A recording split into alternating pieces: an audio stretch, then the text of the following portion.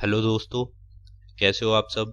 देखो, जैसे कि आपने थंबनेल में देख ही लिया होगा, आज का हमारा टॉपिक है गॉस लॉ। देखो, गॉस लॉ को स्टार्ट करने से पहले हम एक बार इलेक्ट्रिक फ्लक्स को रिवाइज कर लेते हैं, क्योंकि इलेक्ट्रिक फ्लक्स की अच्छी नॉलेज होना बहुत ज़रूरी है गॉस लॉ को करने के लिए। तो हमने जैसे कि अपने पहले लेक्चर में पढ़ा ही था, इलेक्ट्रिक फ्लक्स क्या होता है। इलेक्ट्रिक फ्लक्स की जो डेफिनेशन होती है वो कहती है कि electric flux is the intensity of electric field passing through a certain area. यानी कि इलेक्ट्रिक फ्लक्स क्या होता है, एक गिवन एरिया से कितना इलेक्ट्रिक फील्ड पास हो रहा है, ये आपका इलेक्ट्रिक फ्लक्स होता है। तो इसके लिए जो हमने फॉर्मूला कैलकुलेट किया था वो होता था phi is equal to E A cos theta, right. यहाँ पे ई क्या है, E is the value of electric field. A क्या होता था, A is that given area जिसपे से आप इलेक्ट्रिक फ्लक्स कैलकुलेट कर रहे हो। ये थीटा क्या होता था, ये होता था आपका एरिया वेक्टर और इलेक्ट्रिक फील्ड के बीच में जो एंगल बनता था, उस एंगल को हम थीटा बोलते थे। और एक बात यहाँ पे ध्यान देने वाली है कि एरिया वेक्टर जो होता है वो हमेशा सरफेस के परपेंडिकुलर होता है। मानो ये मैंने कोई सरफेस लिया हुआ है इस तरीके से, तो अगर इसका एरिया वेक्टर में देखूंगा तो वो इसके परपेंडिकुलर होगा। तो ये हमारा बेसिक फॉर्मूला है इलेक्ट्रिक फ्लक्स निकालने का, ई A cos theta. Now see, हम इस फॉर्मूले को यूज करके एक सरफेस के अराउंड इलेक्ट्रिक फ्लक्स निकालने की ट्राई करते हैं। लेट से हमारे पास ये एक क्यूब है और इस क्यूब के अंदर यहाँ पे कोई एक पॉजिटिव चार्ज रखा हुआ है क्यूब, ठीक है। और हमसे कोई पूछ ले कि इस क्यूब से बाहर कितना इलेक्ट्रिक फ्लक्स आ रहा है, तो इस क्यूब के चारों तरफ एरिया कितना है, ये इसके देखो 6 फेस है। ये ऊपर वाला टॉप फेस हो गया, ये बॉटम फेस हो गया, ये साइड के 2 फेस हो गए, इसी तरीके से आगे और पीछे के फेस हो गए। तो इसके टोटल 6 फेसेस है। अगर आपसे क्वेश्चन पूछा जाए कि electric flux coming out from all these 6 faces, या फिर हम कहते कि electric flux coming out of this cube कितना होगा, तो आपके पास जो इलेक्ट्रिक फ्लक्स का फॉर्मूला है वो फॉर्मूला आपको बोलता है कि इलेक्ट्रिक फ्लक्स क्या होता है, ई डॉट ए, ठीक है। डॉट प्रोडक्ट होता है ई और ए का। नाउ अगर मुझे इस फॉर्मूले को यहाँ पे अप्लाई करना है, सबसे पहले ऐसा करता हूँ, मैं इसका एक छोटा सा पोर्शन ये ले लेता हूँ। ये जो रेड कलर में मैंने शो किया है छोटा सा एरिया है, इसको मैं डी ए बोल रहा हूँ। और इस डी ए एरिया पे इलेक्ट्रिक फील्ड किस डायरेक्शन में लग रही होगी, ये देखो, क्योंकि पॉजिटिव चार्ज है तो इससे इलेक्ट्रिक फील्ड ऐसे आउटवर्ड डायरेक्शन में लग रही होगी इस तरीके से।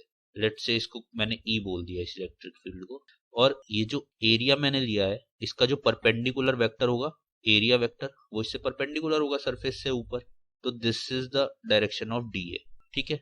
इनके बीच में कुछ ना कुछ एरिया होगा थीटा। तो अगर मैं इस छोटे से एरिया से पास होने वाला इलेक्ट्रिक फ्लक्स देखूं डी फाई, तो उसकी वैल्यू कितनी हो जाएगी, उसकी वैल्यू हो जाएगी ई डॉट डी ए, या फिर मैं लिख सकता हूं ई into D A cos theta. अगर मैं वेक्टर फॉर्म हटा दूं तो ये हमारी वैल्यू हो जाएगी। अब मेरे को क्या करना है, इस टोटल क्यूब से पास होने वाला फ्लक्स कैलकुलेट करना है, तो मुझे इसे इंटीग्रेट करना पड़ेगा। लेकिन देखो हमारे पास डिफिकल्टी क्या आ रही है, ये जो ई है ये यहाँ पे कांस्टेंट नहीं है। लेट से अगर मैं एक एरिया यहाँ पे ले लेता हूँ ऐसे ही छोटा सा कोई डी ए नाम से, और यहाँ पे मैं अगर इलेक्ट्रिक फील्ड कैलकुलेट करूँ, तो ये जो E2 है ये पहले वाले E के इक्वल नहीं होगा। ऐसा मैं क्यों बोल रहा हूँ, क्योंकि E का जो जनरल फॉर्मूला आपको पता है वो क्या होता है, 1/4 pi epsilon into Q by R square, ये फॉर्मूला होता है। अब सिंस यहाँ पे जो R है और यहाँ पे जो R है वो डिफरेंट है, तो क्योंकि R चेंज हो रहा है इसकी वजह से इलेक्ट्रिक फील्ड की वैल्यू भी चेंज हो रही है। तो इससे हमें पता चल गया कि जो E है it is not constant in this case, ठीक है। इसके अलावा यहाँ पे देखो, अगर आप DA वेक्टर निकालोगे दूसरे केस में तो वो तो परपेंडिकुलर ही रहेगा। तो इसका मतलब यहाँ पे जो आपका थीटा है वो चेंज हो गया, इस बार थीटा आपका 0 हो गया है। DA वेक्टर और E2 वेक्टर दोनों सेम डायरेक्शन में है, तो इसका मतलब आपका जो थीटा है वो भी नॉट कांस्टेंट है, वो भी आपका चेंज हो रहा है। और एरिया को तो आपको इंटीग्रेट करना ही है। सो इसमें क्या दिक्कत आ रही है, अगर आप इस फॉर्मूले से इसका इलेक्ट्रिक फ्लक्स कैलकुलेट करने जाओगे तो आपको बहुत लंबी कैलकुलेशंस आ जाएंगी, ठीक है। ये आपका जो क्वेश्चन है बहुत टिपिकल हो जाएगा। देखो, ये आपका फॉर्मूला एप्लीकेबल तो हर जगह पे है, लेकिन क्योंकि कई केसेस में क्या होता है, इसको कैलकुलेट करना बहुत मुश्किल हो जाता है। ये बहुत कॉम्प्लेक्स इंटीग्रेशन हो जाता है जब आपके बहुत सारे नॉन कांस्टेंट वैल्यूज आ जाते हैं इंटीग्रेशन के। सो इसी में हमारी हेल्प करने कौन आता है, गॉस लॉ। यहीं से गॉस लॉ का एक तरह से बोल सकते हो जन्म होता है। देखो, गॉस लॉ हमें बोलता है कि the net electric flux through a closed 3D surface is 1 by epsilon naught times the net charge enclosed by the surface. तो ये डेफिनेशन क्या है, ये एक तरह से गॉस लॉ की स्टेटमेंट है जो आपको बोल रहा है कि अगर आपको इलेक्ट्रिक फ्लक्स कैलकुलेट करना है किसी भी 3D सरफेस के अराउंड, यानी कि अगर आपको इलेक्ट्रिक फ्लक्स कैलकुलेट करना है किसी भी क्लोज्ड सरफेस के अराउंड, तो वो क्या होता है, वो इक्वल्स टू होता है Q enclosed inside the surface divide by epsilon. So Gauss law क्या कर रहा है, गॉस लॉ हमें एक शॉर्टकट प्रोवाइड कर रहा है। अगर हमें किसी भी 3D सरफेस से कितना इलेक्ट्रिक फ्लक्स पास हो रहा है तो हमें क्या कैलकुलेट करना है, हमें सिर्फ कैलकुलेट करना है कि उसके अंदर जो चार्ज है Q इनसाइड वो कितना है। अगर हम Q इनसाइड को कैलकुलेट कर ले रहे हैं तो हमें electric flux coming out from this 3D surface ये हमें पता चल जाएगा, क्योंकि एप्सिलॉन की वैल्यू तो कांस्टेंट है ना। आपको सिर्फ क्या चीज कैलकुलेट करनी है, आपको हमेशा Q enclosed inside the surface calculate करना है। देखो समझते हैं इसको कैसे करते हैं। हम देखो अपना पुराना यही वाला केस लेते हैं जिसमें अभी हम इलेक्ट्रिक फ्लक्स कैलकुलेट करने की कोशिश कर रहे थे। अब देखो मैं क्या बोल रहा हूँ कि ये जो क्यूब आपको दिया हुआ है जिससे आपको बाहर निकलने वाला इलेक्ट्रिक फ्लक्स कैलकुलेट करना है कितना होगा, आप क्या करो, आप इस क्यूब को, पूरे क्यूब को एक गॉसियन सरफेस इमेजिन कर लो कि it is a Gaussian surface. अब ये गॉसियन सरफेस क्या होता है, जिस भी जगह पे आप गॉस लॉ अप्लाई कर रहे हो तो वहां पे आपको एक ऐसा 3D सरफेस इमेजिन करना होगा जिसपे से आप इलेक्ट्रिक फ्लक्स कैलकुलेट कर रहे हो। यहाँ पे आप इलेक्ट्रिक फ्लक्स कैलकुलेट कर रहे हो कि इस क्यूब से बाहर कितना इलेक्ट्रिक फ्लक्स आ रहा है, तो इसलिए आप इस क्यूब को ही गॉसियन सरफेस इमेजिन कर सकते, ठीक है। अब दूसरी चीज जो आपको कैलकुलेट करनी है वो करनी है कि इस गॉसियन सरफेस के अंदर चार्ज कितना है। लेट्स से इसके अंदर ये क्यू चार्ज रखा हुआ है प्लस का, सो ये क्यू चार्ज क्या हो गया, this is Q inside this surface. तो यहां से आपका जो गॉस लॉ है वो आपको डायरेक्ट फॉर्मूला दे देगा कि आपका phi coming out through this cube is equal to this Q charge divide by epsilon. So देखो आपको कुछ भी कैलकुलेशन नहीं करनी पड़ी, यहाँ पे आपको कोई फॉर्मूला, आपको कोई इंटीग्रेशन नहीं लगाना पड़ा, कुछ नहीं लगाना पड़ा। यहाँ पे आपको जो भी इलेक्ट्रिक फ्लक्स इससे बाहर आ रहा होगा, इसके सारे सरफेस से मिला के जितना भी टोटल फ्लक्स इससे बाहर आ रहा होगा उसकी वैल्यू कितनी होगी, Q बाई एप्सिलॉन नॉट। अब ये तो देखो आपको सीधा सीधा एक फॉर्मूला मिल गया है कि आप किसी भी सरफेस के अंदर Q इनसाइड कैलकुलेट करो और सीधा फ्लक्स की वैल्यू बता दो। लेकिन अभी आपको ये फील नहीं आ रही ना कि ये किस तरीके से हो रहा है। तो देखो इसको फील करने के लिए हम क्या करते हैं, हम ये एक एग्जांपल लेते हैं। लेट्स से यहाँ पे ये एक स्फेयर है हमारे पास और इसके बीच में इस तरीके से ये एक Q चार्ज रखा हो। अब हमसे जो क्वेश्चन पूछ रहा है वो पूछ रहा है कि phi coming out of this sphere, इस स्फेयर से बाहर कितना इलेक्ट्रिक फ्लक्स आ रहा होगा, ये हमें कैलकुलेट करना है। तो देखो गॉस लॉ से हम जान चुके हैं कि इससे, क्योंकि ये क्लोज्ड सरफेस है तो इससे बाहर जो फ्लक्स आएगा वो कितना आएगा, Q इनसाइड कितना है, Q है डिवाइड बाई एप्सिलॉन। हम जानते हैं कि आंसर यही आने वाला है, लेकिन हम इसे अपने नॉर्मल फॉर्मूले से कैलकुलेट करके देखते हैं, ठीक है। नॉर्मल जो हमारा फ्लक्स का फॉर्मूला है वो क्या है, ई ए कॉस थीटा, ठीक है। हम इससे इसको कैलकुलेट करने की कोशिश करते हैं। देखो यहाँ पे मैं एक छोटा सा पोर्शन ले ले रहा हूँ एरिया का, इसको मैं डी ए बोल रहा हूँ। यहाँ पे इलेक्ट्रिक फ्लक्स किस डायरेक्शन में होगी, इस तरीके से बाहर की डायरेक्शन में होगी, और जो एरिया वेक्टर है वो भी सरफेस के परपेंडिकुलर होगा, वो भी इसी डायरेक्शन में होगा, डी ए, ठीक है ना। तो यानी कि जो यहाँ पे थीटा होने वाला है it is equal to 0, right. अब देखो मैं इस एरिया को चाहे इस स्फेयर पे किधर भी ले लूं, अगर मैं इधर ले लेता हूँ इस एरिया को तो इधर भी इलेक्ट्रिक फ्लक्स इसी डायरेक्शन में होगी और एरिया इसी डायरेक्शन में होगा, ठीक है, क्योंकि परपेंडिकुलर होगा सरफेस से। तो थीटा हमेशा 0 रहने वाला है, तो it means that theta is constant, ठीक है। इस केस में जो हमारा थीटा है वो कांस्टेंट है। अब अगर मैं ई को देखूं तो देखो यहाँ से भी इसकी डिस्टेंस है वो आर है, यहाँ से भी इसकी डिस्टेंस आर है, क्योंकि आर चेंज नहीं हो रही है तो इसका मतलब जो ई की आपकी वैल्यू है वो भी क्या है, वो भी कांस्टेंट रहने वाली है। तो देखो इसको हम इस फॉर्मूले से इजीली कैलकुलेट कर सकते हैं। अगर मैं इस छोटे से एरिया के लिए फ्लक्स कैलकुलेट करूं जिसको मैं डी फाई बोलूं, तो डी फाई की वैल्यू कितनी हो जाएगी, it will equal to E into D A into cos theta, कितना है 0 है तो cos 0, this will be the value of D phi, right. अब क्योंकि हमें टोटल पे फ्लक्स निकालना है तो हम इसको इंटीग्रेट कर देंगे, और क्योंकि ये क्लोज्ड सरफेस है तो इसलिए हम यहाँ पे एक इंटीग्रल में ये साइन लगा देते हैं, it is used for the closed surface. तो डी फाई को जब हम इंटीग्रेट करेंगे तो ये फाई हो जाएगा for total sphere and it will be equals to E, आपका इंटीग्रेशन से बाहर आ जाएगा because it is a constant, cos 0 आपका 1 हो जाएगा, तो इंटीग्रेशन के अंदर आपको सिर्फ कितना रह जाएगा, डी ए, राइट। और e की जब आप वैल्यू पुट करोगे तो e की वैल्यू क्या होती है, 1/4 पाई एप्सिलॉन इंटू, ये e किस चार्ज की वजह से आ रहा है, इस q चार्ज की वजह से, तो इट इज क्यू बाई कितना डिस्टेंस पे है, आर डिस्टेंस पे, तो R square. This is the value for E. अब जब आप एरिया का इंटीग्रेशन करोगे तो देखो इस छोटे से एरिया को आपने डी ए लिया हुआ है, जब आप टोटल एरिया लोगे स्फेयर का, तो स्फेयर का टोटल एरिया कितना होता है, 4 pi R square, right. So ये इंटीग्रेशन होने के बाद आ जाएगा 4 pi R square. Now as you can see 4 pi से 4 पाई आप कैंसिल कर दोगे, आर स्क्वायर से आप आर स्क्वायर कैंसिल कर दोगे, तो यहाँ पे जो आपका फाई कैलकुलेट करके आया है for this sphere, it will be equals to Q by epsilon.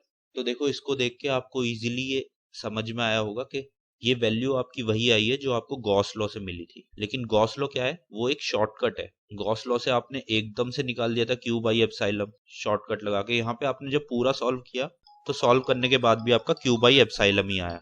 अब यहाँ पे देखो एक और चीज जो ध्यान में देने वाली है वो ये है कि जो फ्लक्स का आपको फाइनल फॉर्मूला मिल रहा है क्यू बाई एप्सिलॉन, ये आपका आर पे डिपेंड नहीं कर रहा है, ठीक है। मतलब कि आपके स्फेयर का जो डायमेंशन है उस पे ये डिपेंड नहीं कर रहा है। अगर आपका स्फेयर ये मान लो आपका ये जो स्फेयर है ये इतना छोटा सा होता, इसकी जो रेडियस होती वो r/3 होती, या फिर आपका स्फेयर इतना बड़ा होता, इतना बड़ा स्फेयर होता, इसकी जो रेडियस होती वो 2r होती, तब पर भी जो आपका इलेक्ट्रिक फ्लक्स निकलता ना स्फेयर से बाहर, उसकी वैल्यू क्यू बाई एप्सिलॉन ही रहती, क्योंकि वो रेडियस पे डिपेंड ही नहीं कर रहा ना, तो आपका डायमेंशन कितना भी हो वो उतना ही रहेगा। तो पिछले दो केसेस में जो आपको पॉइंट समझ में आया है वो पॉइंट है कि जो आपका इलेक्ट्रिक फ्लक्स है इसकी वैल्यू शेप और साइज पे डिपेंड नहीं करेगी गॉसियन सरफेस के, ठीक है। गॉसियन सरफेस एक इमेजिनरी सरफेस है, इसको आप अपनी मर्जी से कितना भी बड़ा किसी भी शेप का कैसा भी इमेजिन कर सकते हो, लेकिन आपका जो इलेक्ट्रिक फ्लक्स इन सरफेस से बाहर आने वाला है उसकी वैल्यू हमेशा क्यू बाई एप्सिलॉन ही होगी। और ये क्यू जो है ये आपको कैलकुलेट करना होगा कि आपके सरफेस के अंदर टोटल चार्ज कितना प्रेजेंट, ठीक है ना। देखो इन दोनों फिगर से हम इस कॉन्सेप्ट को और क्लियर कर लेते हैं। अगर मैं आपसे पूछूं कि फ्लक्स थ्रू दिस स्फेयर, इस स्फेयर से कितना फ्लक्स बाहर आ रहा है अगर इसके अंदर क्यू चार्ज रखा हुआ है, तो आप मुझे डायरेक्ट एकदम बता दोगे क्यू बाई एप्सिलॉन, राइट। इसी तरीके से मैं यहाँ पे एक सिलेंडर लेता हूँ, समझ लो इस बार मैंने एक गॉसियन सरफेस अपना एक सिलेंडर इमेजिन कर लिया, इसके अंदर जो चार्ज रखा हुआ है मान लिया इस बार मैंने 5Q चार्ज रखा हुआ। अब मैं आपसे पूछूं कि electric flux through this cylinder कितना बाहर आ रहा है, तो कुछ नहीं है, डायरेक्ट वही फॉर्मूला है। आपको सिर्फ क्या चीज देखनी है कि Q इनसाइड कितना है, इस बार Q इनसाइड कितना है, 5Q है, तो इस बार जो आपका फाई की वैल्यू आएगी वो आएगी 5Q बाई एप्सिलॉन। लेकिन देखो ये जो इलेक्ट्रिक फ्लक्स बाहर आएगा ना ये हर एक सरफेस से कुछ ना कुछ बाहर आ रहा होगा, ठीक है। ऐसा तो नहीं है कि 5Q बाई एप्सिलॉन पूरा का पूरा इस नीचे वाले सरफेस से बाहर आ गया, या पूरा का पूरा इस ऊपर वाले सरफेस से बाहर आ गया, या साइड वाले से। थोड़ा बहुत पोर्शन इधर से बाहर आ रहा होगा, थोड़ा इधर से बाहर आ रहा होगा, थोड़ा इधर से, थोड़ा इधर से, तो टोटल जो मिला के आपका इलेक्ट्रिक फ्लक्स की वैल्यू आएगी वो 5Q बाई एप्सिलॉन आएगी। अब देखो यहाँ पे अगर आप सिमेट्री से देखोगे, मैंने इस चार्ज को एकदम बीच में रखा हुआ है सिलेंडर के, तो जो ऊपर वाला सरफेस है इसकी जो सिमेट्री है इस चार्ज से और नीचे वाले सरफेस की जो सिमेट्री है वो बराबर है, तो इसका मतलब जितना इलेक्ट्रिक फ्लक्स ऊपर से बाहर आ रहा होगा उतना इलेक्ट्रिक फ्लक्स नीचे से बाहर आ रहा होगा। टोटल तो 5Q बाई एप्सिलॉन बाहर आ रहा है, लेट से अगर मैंने बोल दिया कि Q बाई एप्सिलॉन ऊपर से आ रहा है तो नीचे से भी Q बाई एप्सिलॉन आ रहा होगा, और बचा हुआ 3Q बाई एप्सिलॉन किधर से आ रहा होगा, ये जो बीच का जो सिलेंड्रिकल एरिया है इससे 3Q बाई एप्सिलॉन आ रहा होगा। तो टोटल जब आप तीनों को ऐड कर दोगे तो आपका टोटल हो जाएगा 5Q बाई एप्सिलॉन, ठीक है। तो इसलिए सिमेट्री भी बहुत जरूरी है गॉस लॉ में। अभी देखो सिमेट्री से रिलेटेड हम कुछ क्वेश्चन करेंगे तो आपको कॉन्सेप्ट और ज्यादा क्लियर हो जाएगा। तो अब आपको एक चीज समझ में आ गई है, चाहे मैं यहाँ पे एक कोन लूं, चाहे एक स्फेयर लूं, चाहे एक सिलेंडर लूं, और चाहे कोई भी एक रैंडम 3D फिगर ले लूं, अगर इसके अंदर मान लिया आपका Q चार्ज रखा हुआ है, इसके अंदर भी आपका Q चार्ज रखा हुआ है, इसके अंदर भी Q है और इसके अंदर भी Q है, तो इन सभी केस में जो आपका इलेक्ट्रिक फ्लक्स की वैल्यू आएगी इन सरफेस से बाहर वो Q बाई एप्सिलॉन ही आएगी, ठीक है। तो इट मींस जो आपका इलेक्ट्रिक फ्लक्स है वो ना तो आपकी शेप पे डिपेंड करता है और ना ही आपके साइज पे डिपेंड करता है, ठीक है। इस सिलेंडर को मैं कितना भी बड़ा कर लूं तब भी इससे बाहर आने वाले फ्लक्स की वैल्यू Q बाई एप्सिलॉन ही रहेगी। अब देखो यहाँ पे एक और कॉन्सेप्ट क्लियर कर लेते हैं।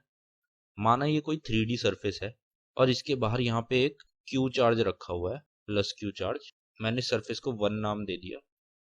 और मैंने आपसे पूछा कि electric flux through this surface one कितना होगा, तो आपको यहाँ पे कुछ भी कैलकुलेट करने की जरूरत नहीं है। आपको सीधा क्या देखना है कि ये जो सरफेस है इसके अंदर कितना चार्ज है।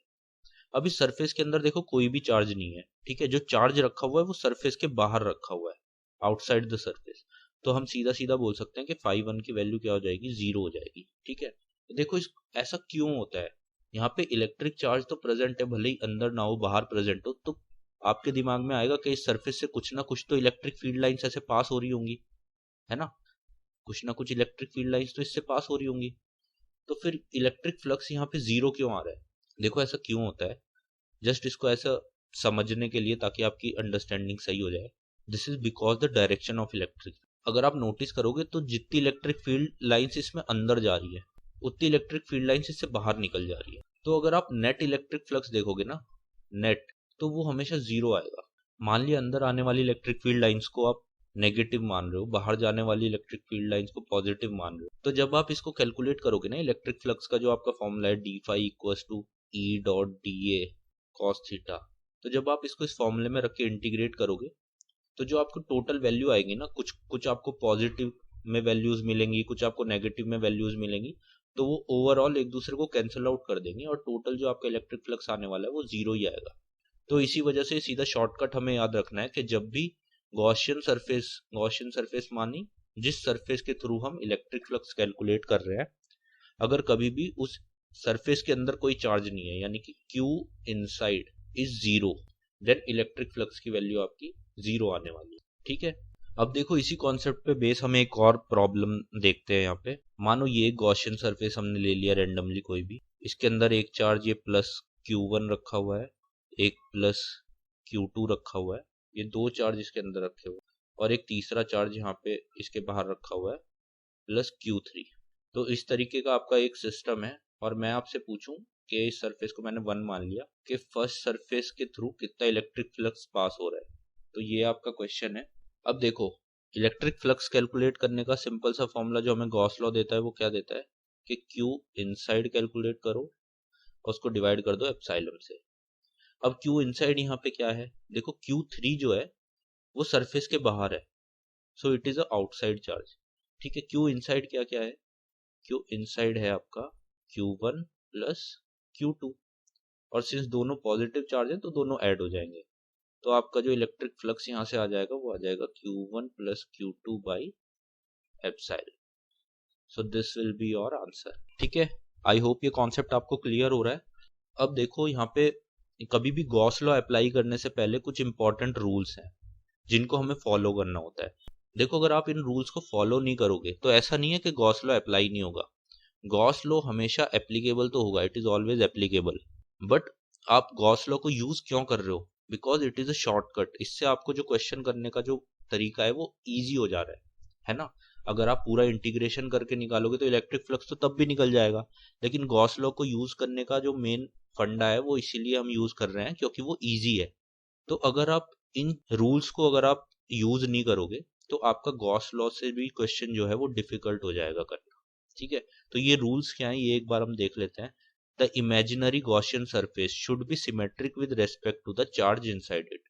तो सबसे जो मेन चीज है गॉस लॉ की वो है सिमेट्री, कि आपको हमेशा जो सरफेस एज्यूम करना है वो इस तरीके से एज्यूम करना है कि वो चार्ज से सिमेट्रिक हो। चार्ज से सिमेट्रिक होने का मतलब है जैसे कि जो भी टोटल चार्ज आपका आ रहा है या तो आप उसको बीच में प्लेस कर दो सरफेस के, जिससे कि सरफेस का जितना भी एरिया है वो उससे इक्वल डिस्टेंस पे रहे, तो आपको गॉसियन सरफेस लगाना और ज्यादा इजी हो जाएगा।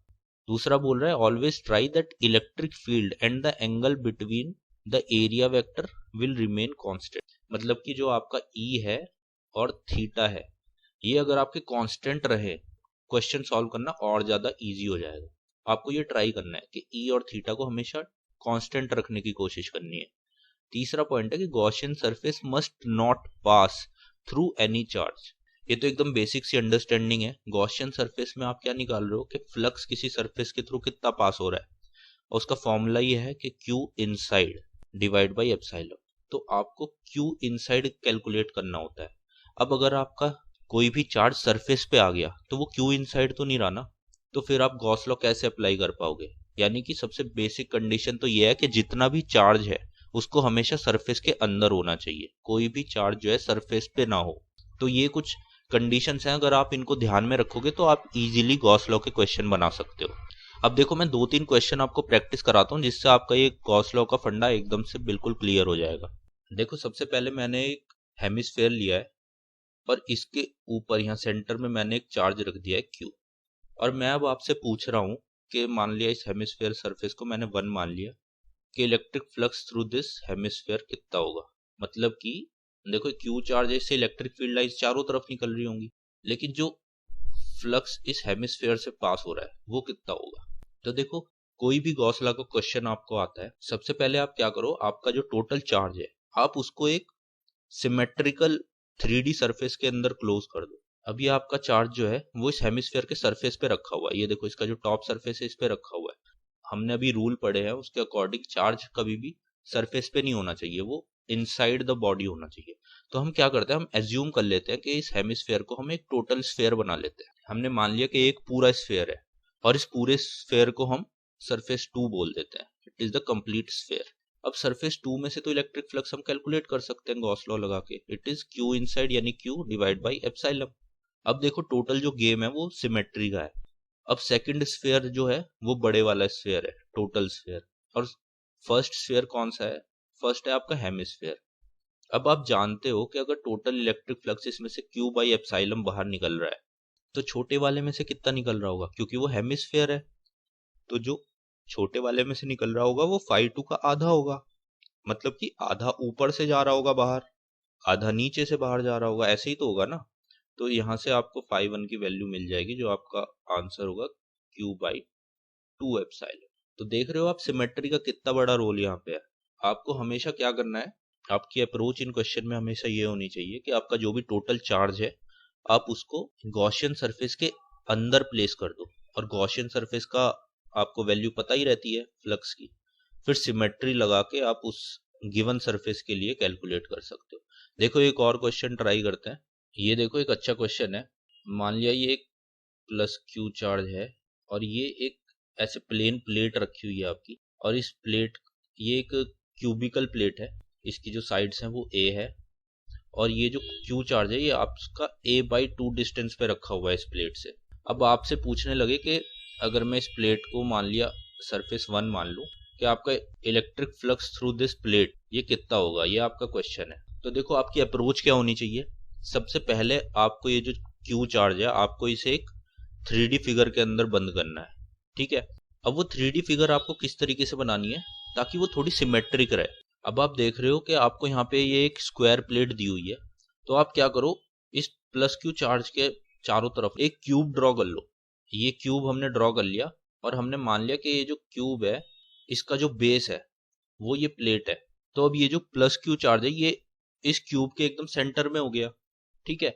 और इस क्यूब से अगर आप निकालोगे कि इलेक्ट्रिक फ्लक्स कितना बाहर निकल रहा है, ये गॉसियन सरफेस आपने इस क्यूब को बना लिया, तो electric flux through this cube कितना हो जाएगा, Q इनसाइड जो कि Q है बाई एप्सिलॉन। अब आप देखो ये जो क्यूब बना है ये इस तरीके की कितनी प्लेट से मिलकर बना हुआ है, 1 2 3 4 5 6, तो यानी कि 6 आइडेंटिकल प्लेट्स चारों तरफ लगी हैं तब जाके ये क्यूब बना है। तो अगर आपको किसी एक प्लेट से इलेक्ट्रिक फ्लक्स कैलकुलेट करना होगा तो आप क्या करोगे, टोटल क्यूब से जो इलेक्ट्रिक फ्लक्स बाहर निकल रहा है उसे 6 से डिवाइड कर दो सिमेट्री के अकॉर्डिंग, क्योंकि देखो इलेक्ट्रिक फ्लक्स तो हर प्लेट से निकल रहा होगा ना बाहर, कुछ ऊपर से, कुछ नीचे से, कुछ साइड से। तो अगर आपसे मैं पूछूं कि नीचे वाली से कितना बाहर निकल रहा है तो टोटल में से डिवाइड कर दो 6 को, तो आपका जो आंसर आ जाएगा यहाँ पे वो आ जाएगा Q बाई 6 एप्सिलॉन, ठीक है। This will be your answer. तो ये आपकी अप्रोच होनी चाहिए इन क्वेश्चंस को सॉल्व करने के लिए। तो आज की क्लास को इधर ही हम रोकते हैं, और आई होप कि गॉस लॉ का जो भी फंडा है वो आपको अच्छे से क्लियर हो गया होगा। कोई भी आपको डिफिकल्टीज रहती है इस टॉपिक में तो आप मेरे को कमेंट सेक्शन में बता सकते हो, मैं ट्राई करूंगा कि आपकी वो डाउट क्लियर कर सकूं। तो thanks for your support, keep supporting, take care, bye bye.